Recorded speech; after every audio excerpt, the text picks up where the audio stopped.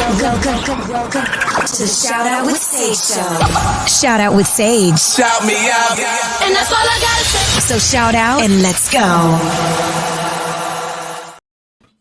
Hello, everyone. Welcome to Streaminn HUBB Radio. I am Sage Stevens, the host of Shout Out with Sage. Today, my guest is a retired professional hockey player, having played for the New York Islanders, Colorado Avalanche, Ottawa Senators, and many more. After hockey, he worked for Porsche Automotive Group and then in the medical field. Most recently, he is co-executive producing the films Good Rich and Long Legs. In 2019, he turned his hand to real estate development, primarily focusing in the Coachella Valley. And I want to welcome to the show today, Joe Grimaldi. Hi, Joe. How are you? Good. How are you? I'm good. And how did it go from playing hockey that you ventured into? The golden table where you can sit for world leaders. Oh, there you go. Sorry about that. It froze for a second. Thanks for having me. So can you just repeat your question 1 second? Sorry, it was fuzzy. Yeah, it's all right. We've had a few technical issues today, so so at this point, what's one more, right? Why not? I was asking how you ended up. So you were a professional hockey player, and then you transitioned into all these other endeavors. How did that come about for you? Well, I guess when I was playing pro sports, I never really felt like I was just an athlete. I felt like I had more to offer. I felt like I was just much more diverse. And when you're in pro sports, you get super hyper, focused on exactly what you're doing or whatever field you're in. Sometimes you get really hyper focused and you put the blinders on. And, so I've always been kind of entrepreneurial, looking for different things. But when it really hit me hard was when I was working for a medical company, and I was extremely successful there, basically giving everything I have to this company in return for a paycheck.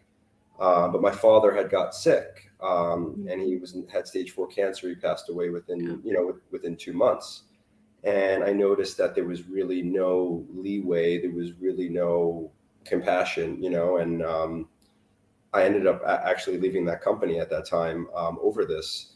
So meaning no compassion is in like they didn't allow for you to have time off, or like what do you mean? Yeah, I guess not really, time, as much time off as I needed, traveling back and forth, numbers weren't as good, but really, not giving, not supporting, your teammate or your person when they need it. And I said to myself, I'm never going to be in a situation again, where the rug can be pulled out from underneath me, or, where you're not in control of things, right? Yeah, exactly. And multiple streams of income. Sorry, say that again. And multiple streams of income. Right. Diversify. It's all about diversifying. And how did you end up like getting your first job out of hockey? So it's not really a clever story, but I was always fascinated by Porsche, the car company, and their vehicles. And, when I first started playing pro, I didn't sign like the biggest deal you could think of, like some of these guys are doing these days. So I was fortunate enough to afford a used vehicle, a heavily used Porsche, and I got into the brand, and I started buying cars from a particular dealership in Omaha, Nebraska, where I had played my university hockey at the University of Nebraska, which is kind of a big hockey school. And I developed a relationship with the ownership there, and they kept saying, "Oh, what are you going to do when hockey's over?" Like towards the end, and I was like, "I don't know." So I guess they gave me the first opportunity to work within the brand. Okay. So I was very, it was Mitch Schneringer, I guess, is the general manager that was able to convince me to come aboard. So that's how it started. What skills did you take from hockey into like your entrepreneurial life? Well, we're taught to kind of, I guess, any pro athlete or, any athlete in general, I think we have a high level of work ethic. Not saying more so than other jobs or anything like that, but we have a very high level of work ethic and talents and tolerance, and able to kind of push forward and have a goal end at sight, and it take a long time to get there. And I guess we persevere a lot. So that was kind of something, the tenacity to not take no for an answer, I guess, really translates in everything I do. And sometimes it's a little bit too much.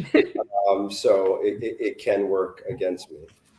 Right. Should someone be able to handle like hearing the word no?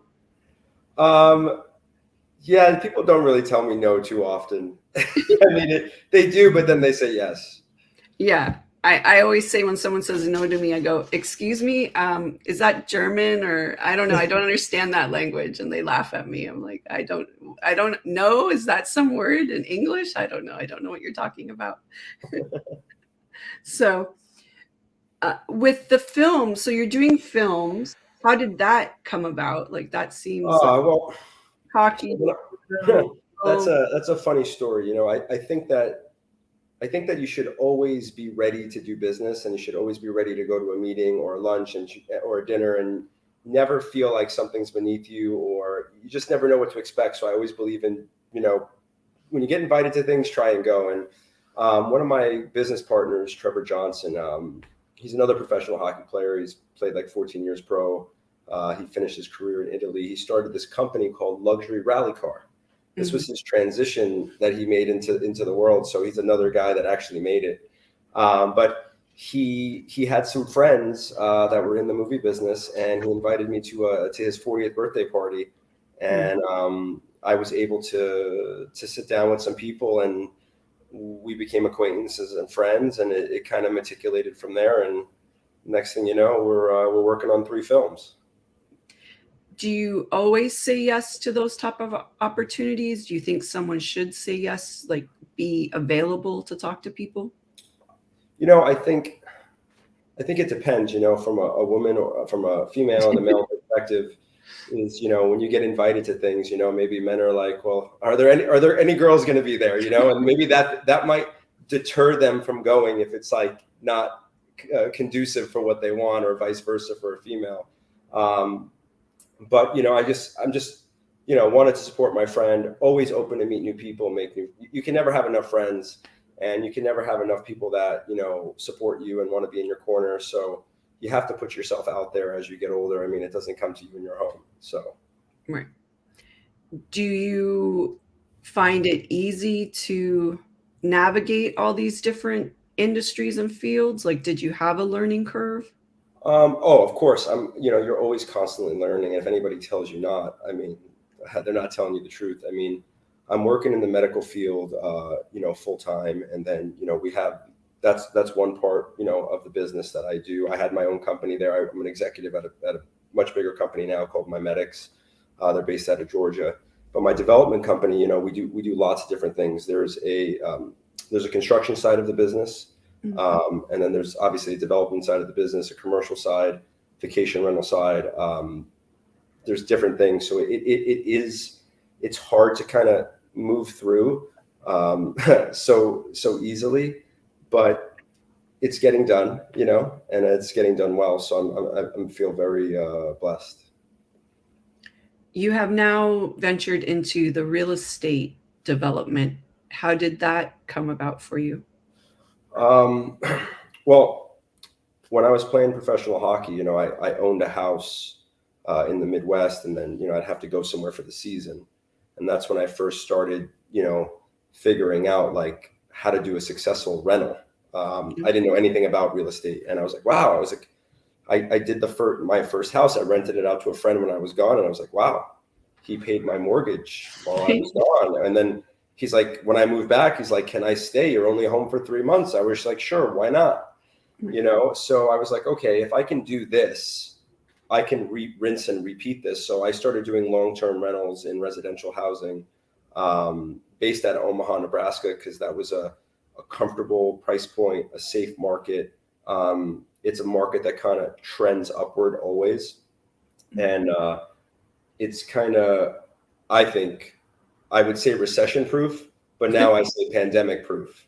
So it's pandemic proof and recession proof. And everybody knows, Warren Buffett's from Omaha. Right. And it's one of the wealthiest cities, in the Midwest. And you have a lot of things going on there, between the universities, University of Nebraska, the Cornhusker, environment. And then there's also another major college there I'm not ringing a bell right now. Mm-hmm. So I started there, and I just wasn't making the money that I wanted. I was acquiring properties, but the overall net wasn't really anything exciting in the short term. It was more like setting up a pension for the long term, and I didn't have a pension, so that was something that I was interested in. And was there a learning curve? Like how did you go about, learning what you needed to know for real estate? Well, we have so much available to us now. I mean, from online resources to books. There's a book called The Rich Dad, Poor Dad. Robert Kiyosaki. Yeah. I mean, if you're a real estate guy, you probably read it. But if you're interested in real estate, I highly recommend reading it. But that got my brain thinking the right way. But anybody that knows me, and if you asked any of my partners, I mean, I'm the 50 questions guy. I will question you to death to figure out, to get the information that I want. Sometimes I'm sure it's annoying, but I believe you got to ask questions, and you got to be a student and willing to take criticism constructively, of course. And I'm sure I get cocky at times, but I always try to tell people, don't take my confidence, the wrong way, but you have to obviously be confident, speak with conviction, but at the same time, be willing to learn. And I think that's the biggest attribute, is opening your ears and trying to get with people who have done this better than you have, and try to take a little piece from everybody like a sponge and create your own mold. Being around mentors, and has that definitely helped you in your career or any of your businesses? Oh, absolutely. Right now there's a major project that I have like a small role in. It's more of a consumer role than a development role. But there's a project out of Miami that's with this group called 11. 11 is one of the most prestigious nightclubs. Yeah, I've been there. I used to live in Miami. It has an array of actually, one of my friends was a DJ there for a while, so yes. Yeah. So no. So anyway, I came across a gentleman. I was interested in joining in this project, and they said, hey, one of the owners of the development lives in your area, and he was so kind to meet me and welcome me into his home, and ended up joining that project. But he also wanted to do a project with me. We both figured, we had some ideas and it matched. But talk about somebody who, his name's Romy Chardhari. He's one of the landowners in the project, and a very big development person, out in Los Angeles, Miami. He owns a few different sports teams, an Australian basketball team, DC United Soccer Club. I mean, talk about entrepreneur. But the commercial side of the business, I really didn't have a clue. And I don't want to say I have a clue yet, but I'm getting there. And we're doing commercial properties now, and he's putting some confidence in me to kind of lead the way. And I make mistakes just like everybody else, but I think it's how you react to those mistakes and how you learn from them, and not making the same mistake twice. And I think that's something that I did early on, was I repeated mistakes. And if you could stop repeating those, I think you'll have a lot more success for sure. What's the secret to that, to not keep repeating your mistakes? For me, it's, I go really fast. I'm a New Yorker. I have a New York pace. Yes. And in all any type of sales environment or business environment, you got to come up with your own lingo. So I have this thing that I say to myself when I start to hear my brain going too fast. I'm like, just slow down, take your Xanax. So I say take the Xanax, because when the slower you go, you're able to kind of listen more. And that's the key, is that, me at 36 years old, I'm a way better listener now than I was in my 20s, and hopefully I get better and better and better. And I think, my mentors urge me to listen more. And that's the key, is to listen and to be able to take that information and apply it and bring value. And that's what I try to do in all instances, is bring value to other men and women. And if you can do that, I think you'll be on the right track. Besides listening, what is another piece of sage advice that someone's given to you along the way? Be humble.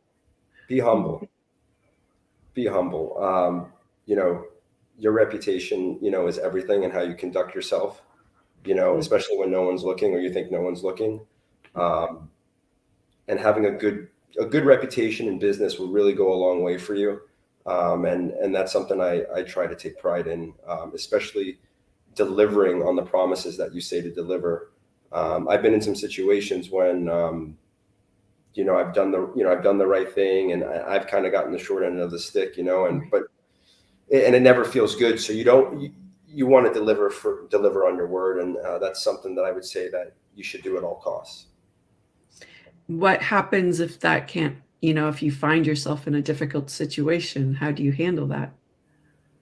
Well, you never try to overpromise and underdeliver. So I guess how you set your expectations can also tailor that. But even if you set expectations that are a little ambiguous, there's mistakes happen, right? You have to hold yourself accountable, and not pass the buck to someone else, and holding accountability, but being able to pivot in those situations, I think, or any situation, is crucial.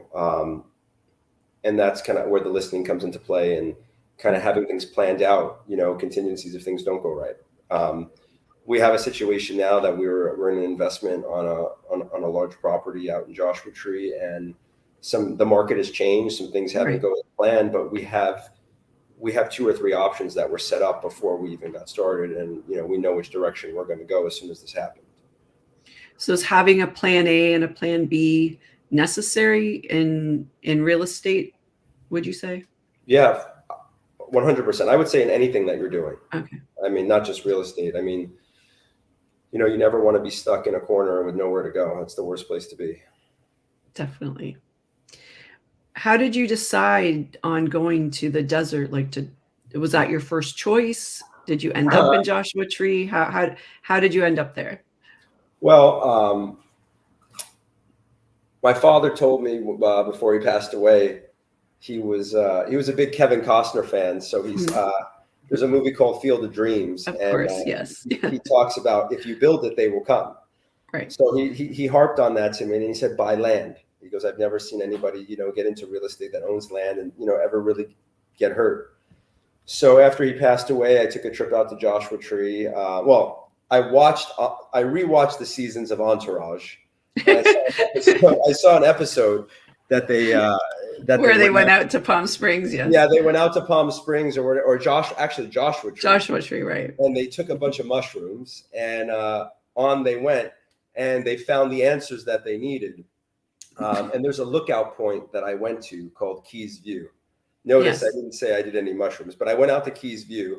Well, you might not want to say that right now. And we went out to Keys Point, and it just dawned on me some of the ideas that I wanted to do, and Joshua Tree has played an instrumental role in what I do. Yeah, I love it out there. My family spends some time out there during the holidays and that, so I've spent a lot of time in Palm Springs and Joshua Tree, and it's a very magical place. So I understand being pulled there. With the design of your houses, do you do the design, or do you hire someone? How does that all work? Well, in the beginning, I did it all myself, and those were some of the most. A lot of the ones I did in the beginning actually made it into a lot of magazines. Yeah, so I was in Hidden Hills magazine, as well as Millennium. So those designs did really well. So I guess there's something about design that registers with my brain and kind of slows down that ADD. Yeah, your ADHD. So, I got you. Well, but because you yeah, have to be hyper focused. At least with me, when my brain starts, going fast. If there's something I'm really passionate about or I really love, and I get really hyper focused, then for that little amount of time, I'm just there in that space, and it's not racing so much. So maybe that's what happens. I don't know. but as there's more projects on board now. We've had to hire a design team to kind of streamline things, and with the way COVID has made things go, it's really hard to get certain items. So having the relationships with the designers really helps streamline the process. So there'll be some stuff coming up here in the next few months. Hopefully it tops what I did in the past. That's the whole point. What is your design aesthetic? Like, what influences you? I think it really depends on the theme that I'm going for, what I'm trying to achieve with the house.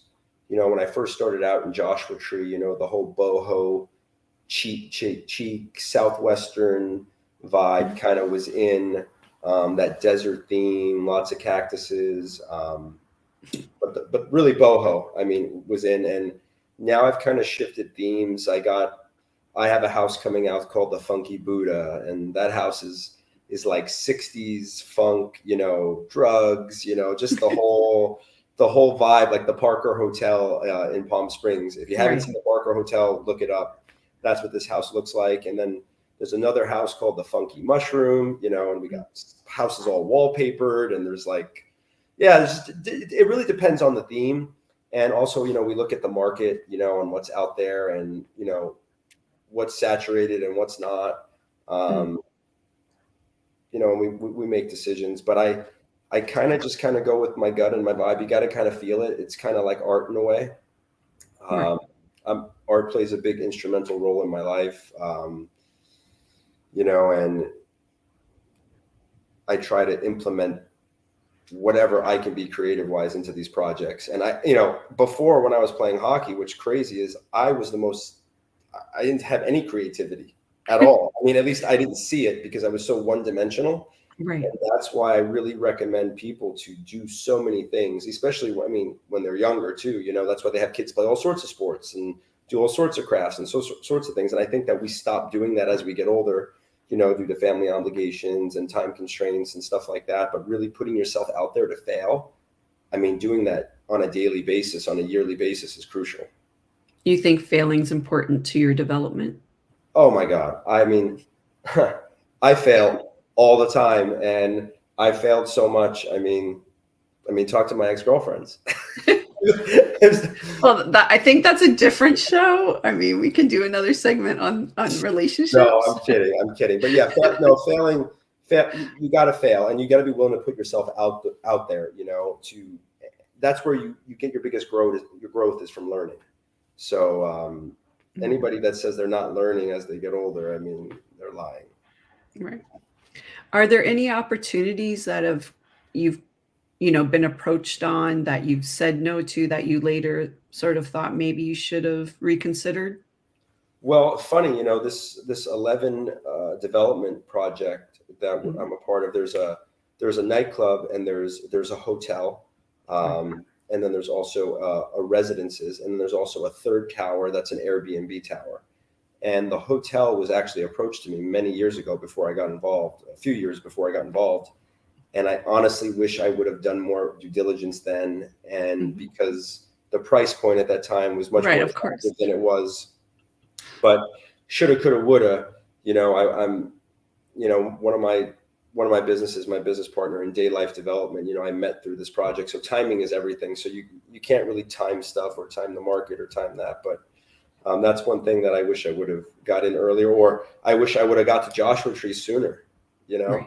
But I think we hit it pretty right.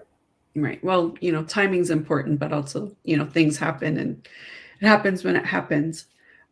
Why did you move to LA? Like what? And also, how do you find LA compared to the East Coast? Well, I simply really moved to LA, obviously for the weather. It hasn't been that great the last few months, but it's summer is here. But, you know, I believe that if you have a bad day in New York and it's raining and cold and snowing and you got to get the subway or go outside, it's a bad day. But out here in sunny California, I mean, if you have a bad day, I mean, the sun's still shining, the palm trees are still here, you know, you can go walk around the beach. I mean, it's not that bad of a day. You're still feel very lucky. So geographically, I truly feel blessed out here. It's an amazing place. But the other part was I think from the business side, you know, at the time I was working with Porsche, and, you know, Porsche sells, and Porsche, you know, as far as Porsche as a brand, they do a hell of a lot of business more in California than they do in other parts of the world. So it was just somewhere I wanted to be, because it was a benchmark in that business, you know. And then at the same time, I was planning to work for a medical company called Stryker Orthopedics, and I had a possible interview out here, and I was hoping to meet a beautiful lady out here, you know. So that was the plan, which I did. Okay. So. Good to know. With all your different careers, is there anyone that's really been pivotal to you in your development, or that you'd like to give a shout out to? You know, obviously my mom and my dad, you know, my biggest supporters, you know, they bet on me long ago. Right. You know, I guess coming up in my hockey career, I had a mentor named Dan Marshall, you know, a very instrumental coach that helped me, you know, get into the NHL with the New York Islanders. Probably never would have happened without him. And, you know, that in hockey, I guess he could say he was one of my biggest mentors. Mm-hmm. Why is that? Like, how hard is it to achieve that? You know, sometimes you just find people that just, you know, they care for you more than the surface level. And, you know, I'm all about like connecting and connectivity. And I think that a lot of people these days, you know, they really lack the depth or the willingness to connect, or, you know, we're very guarded. I think we're getting more guarded as time goes on, society is.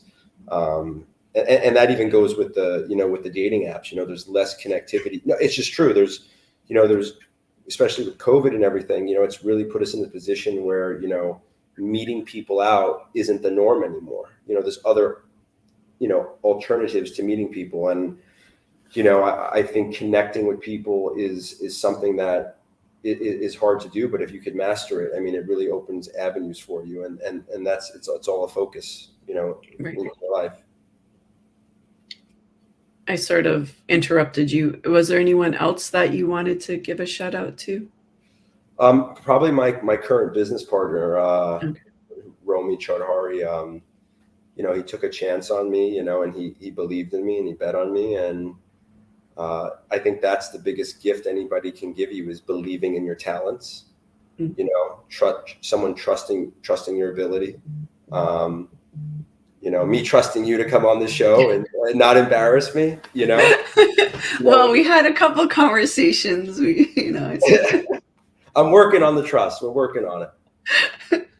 But thank you for trusting me. I mean, but you know, you aren't the first person where I've had to, you know, talk them through a few things. So it's even when I'm in your shoes. Like when I'm the one being interviewed, I'm the same. So I can totally understand. You sort of want to you just want to know what's going on. What are you going to ask me? And everyone has certain things you want to stay away from, or that they're willing to talk about, or, you know, so I want to thank you for trusting me and coming on. So where do you see yourself in like 5 years or so? You know, where I see myself basically is, you know, I don't know if I'll be doing the movie business forever. But what I do see, I think real estate's going to be a staple, you know, in my life. It's something that I am super passionate about. You know, with that being said, you know, as you have the ability to focus on one thing, as you get older, you can hone in on one area. You know, and I think that's an area that I want to hone in on, but be diverse within that. You know, maybe be doing commercial, residential, affordable housing, having a vacation rental business, new construction from commercial to residential. I mean, there's different avenues to go, but I think I'll be in that realm. And obviously, as the more success you have, you're able to be focused on do your passion. And I think that's the goal, is to be focused on be able to do my passion and be able in a financial situation that I can do that. So real estate is your passion now? You feel like really good about that? Yeah, I feel good. What else what are you grateful for? You know, I'm really grateful. You know, I have a best friend that lives out here in California, and you know, she I guess she played a very instrumental role, you know, in my life, especially it was very difficult transitioning from hockey into the real world. And, you know, you make that first step into the real world, but it's not where you're going to be, right? That's not where you're going to stay. But then I think it's the second step from a transition in pro sports is the hardest thing. You know, it's like you get to that first job. It's not quite what you want. I mean, I remember, you know, I used to come home and I used to, you know, wear a full suit, come home from work. And I'm like, I sat down on my couch and, you know, you pull the tie down and you're like, how the fuck did I get here? You know, like, you know, playing in front of 10,000, 15,000 fans or whatever we played against, you know, winning a silver medal in 2004, you know, it's like, wow, this is where I'm at, you know, and it was really tough, you know. And do you think a lot of athletes have a difficulty with that transition? Without a doubt, you know, but I don't believe there's enough programs and enough help that prepare people for these types of transitions. I know that there are a few groups out there that have emerged. There's an ex-hockey player named Jed Ortmeyer, used to play for the New York Rangers, a Michigan player. He has a service out there that he helps athletes transition and finds them the right jobs. Him and his wife, they started this business from scratch out of Omaha, Nebraska. So there's different things out there and tools, but there's really not a lot, and not everybody knows about it, you know? So right. I think the transition is definitely really hard, and we've seen it notoriously, you know, for some people not work out and people go into severe depression, and it could get really bad. There's been some suicides and different stuff like that. So it's definitely a big deal. Do you think that having an education can somehow alleviate a bit of that, or because I know a lot of people, if they go into sports right out of high school or something? Yeah, you know, I mean, primarily the sport of hockey was created in Canada. It's a Canadian sport, and most of the guys. I'm Canadian. I know. Yeah, I know. The Stanley Cup is after Lord Stanley, the Governor General of Canada. I know my trivia. Most of the Canadians, you know, they don't go to school. They don't have a college education. They go right into major junior hockey, and that's it. Right. So a lot of these junior teams now are creating programs that if they do come and play for them for a certain amount of time, they get a free education or a certain amount of time to go back to school. So I think education does help, you know, because it forces them to get out of that one-way thinking.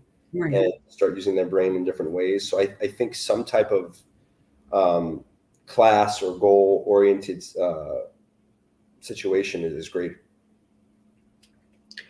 How do people find you online? Where can we look you up or stalk you? No, I'm just kidding. I mean, I'm on Instagram, you know, so that's not an issue. But that's really kind of all I use. I'm not a Twitter guy, or I don't even know if Facebook's kind of old now. You know, everybody communicates through Instagram, so I'm on Instagram mostly. What would you like to end with? How do we, you know, where will we see you? Well, I guess, you know, I was talking before about, you know, my best friend out here, and, you know, I was working at Porsche, you know, and, you know, I guess you got to look for people in your life or your friends in your life that really want the best for you and want to push you to get to that next level, you know. And luckily I had someone in my life that was able to let me see my passions or make me think of the possibilities that's out there. And, you know, thinking big is something that I highly, you know, recommend. And we become so complacent, you know, in our lives and in our jobs And she was able to help me realize, like, hey, listen, is this what you want to do the rest of your life? Is this truly what you want to do? And at the point of your life, you may be thinking you're making amazing money and everything's great. But really being able to evaluate yourself, and be real with yourself and have the right people around you, I think is a healthy combination. And I guess that's something that I'd want to leave, is that you can change your own situation. You can be whatever it is you want to be, and no one controls your work ethic except you. So I think work ethic is something that can really take you to the next level. And I highly recommend working hard while working smart. Right. Actually, that was how does someone work smarter than? Well, I think, I hate to say this, going back to my best friend out here, being organized, like being organized, being prepared, separation from other people comes from being prepared. When you're not prepared, you're in a cluster with everybody else. So being organized, being clear and concise, having your days laid out, getting up early, going to bed early, doing the fundamental things, while being consistent. And consistency is something that I struggle with, to this day, is that staying in that routine, when things start to get out of order, being able to pull them back, getting back to the basics. At one point in your life, you have to think of when you were having the most fun and you had the most success. And the more success you have, we tend to sometimes deviate from what made us successful. Not on purpose, it just happens, right? We become more evolved. When I played hockey, I had a different type of hunger than the hunger I had now. And towards the end of my career was a different hunger than in the beginning of my career. Sometimes we lose a little tenacity, we become less complacent, and being able to get back to the basics and know what those basics are and implement those the minute you start deviating, I think plays a huge role in your success. Well, thanks. You gave us a lot of great advice today, and thank you so much for trusting me and coming on and chatting with me today. And I guess I will see you out and about somewhere in LA. And yeah, it was a pleasant surprise. Thanks for having me on the show. I didn't expect to get asked, so thank you very much. Well, we chatted about it a little bit, and then, here we are. So I want to thank everyone for joining us today on Streaminn HUBB Radio. I'm Sage Stevens, and I will see you next Wednesday at 4, and I'll talk to you later. Thanks, Joseph. Thanks for being here. Thank you.